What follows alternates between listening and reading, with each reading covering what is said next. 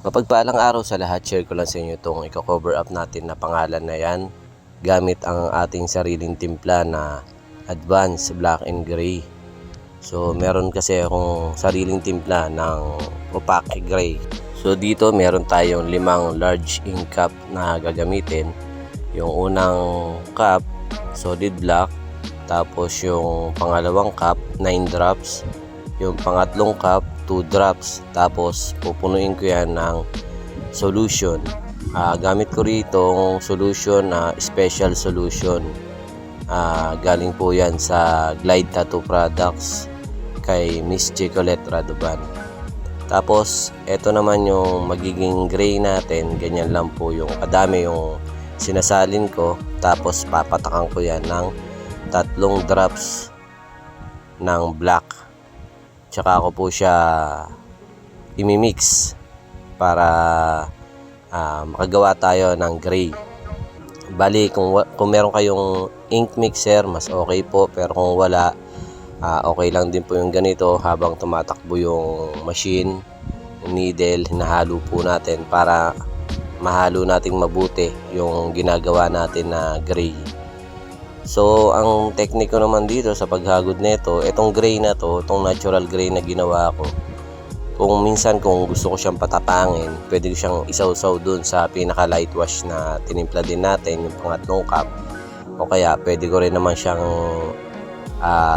isawsaw dun sa medium wash natin, yung 9 drops. Pwede rin dun sa may solid black. Tapos yung pinaka huling cup natin, yun po yung white, yun po yung pang highlight natin. O kaya pwede rin po tayo makagawa doon ng mas light na gray.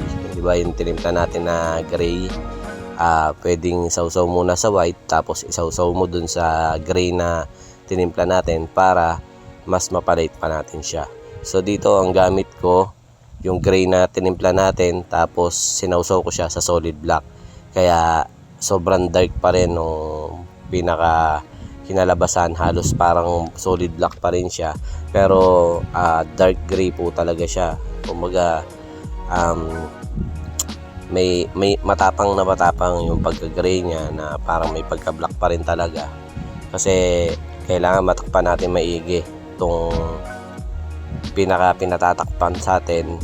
So dati ko rin gawa to, tapos pinatakpan niya sa akin. So ang sabi ko sa kanya, ang gagawin natin parang mga ulap na lang, kasi eagle naman yung tattoo niya, parang lumilipad na agila. So lagyan na lang natin ng mga ulap para hindi naman lumayo yung design dun sa